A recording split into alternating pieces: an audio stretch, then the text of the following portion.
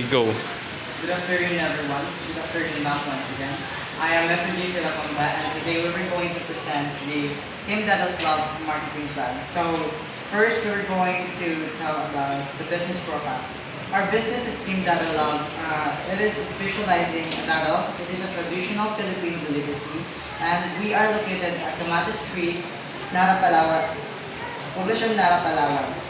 And then we have currently 6 employees covering the 6 essential roles, which is the marketing management, executive assistant, and the cooking, cashiering, and the sales. So the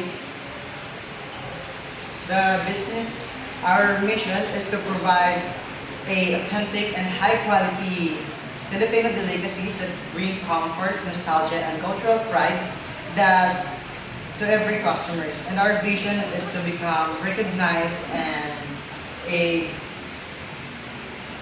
trusted brand of Filipino delicacies within the region.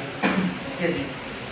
And eventually expand through resellers and online distribution. Then the next one is the marketing channel. Ano? Market analysis. I'm Kevin Christian Villarren and I represent marketing analysis. This market analysis positions Daddle as a standout Filipino kakanin business. It meets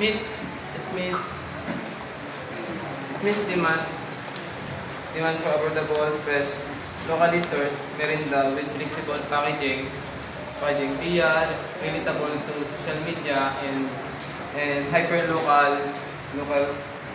local distribution. While linking to community support and eco-friendly practices to resonate with Filipino consumer and practical and traditional values. So for the cream daddle SWOT analysis for the strength, so our business use fresh and the local ingredients of making daddle. And then we offer daddle for the affordable price, and then it can reach for the most of Filipino. For our business, daddle have a short shelf life, and then it requires a frequent production of daddle. For our opportunities, other are the growing of local opportunities to promote the local merienda here in the Philippines. And for our pets,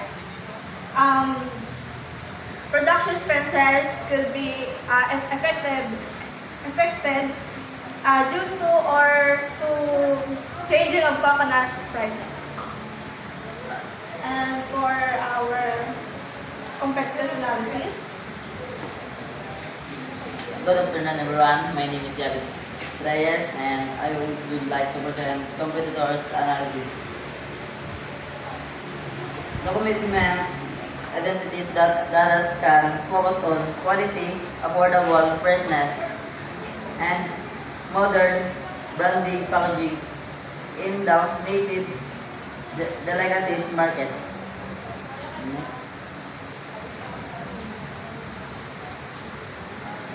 for target market and personas, so our target market is age of 12 to 50 years old, students, worker, and there's economy. So the target location are the urban and then the rural consumers, and those who are value homemade and nostalgic food. And those who are frequently buying meriendas of local meriendas. For pricing strategy, Good afternoon, everyone. My name is Miranda. I present pricing strategy.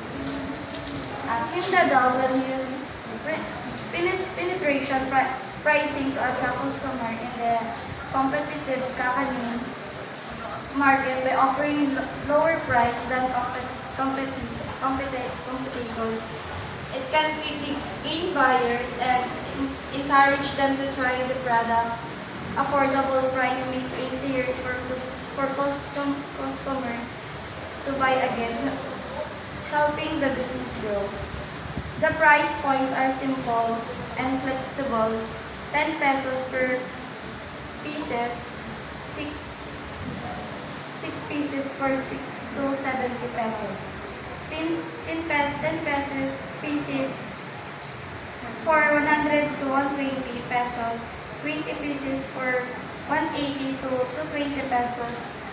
And 50 pieces for 450 and to 550 pesos for wholesale or store order.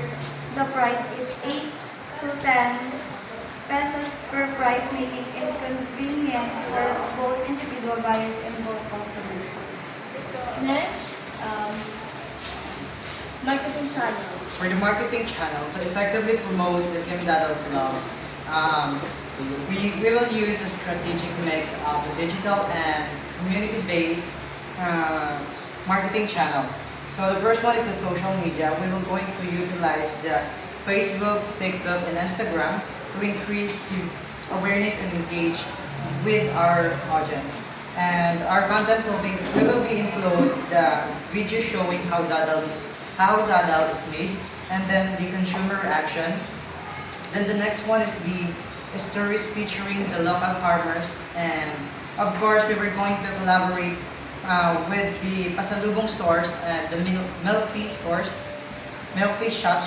for Dadal Love, shake bundles, and cross promotional opportunities. And for the last growth strategy. Good afternoon, ma'am. I am Mahal Musipustapa and I will represent the growth strategy. Temporary for 3 to 6 months, increase brand awareness on Facebook and TikTok sales and local markets like Sari Store and School of Offer.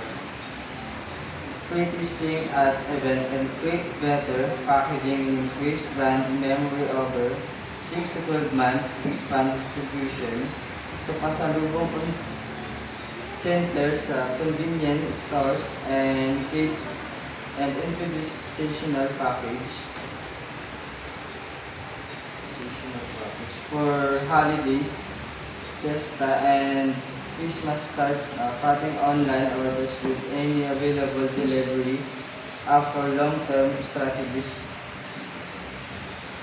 and create an average production centers and introduce new product varieties like chocolate Dadal Love and OB Dadal extend distribution to more towns and Philippines to make up Kim Dadal Love.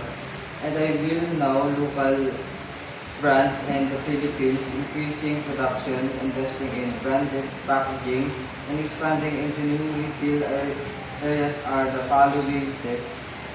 And that's all. So upon the marketing plan, we were looking forward for the successful of our company. That's all. Thank you.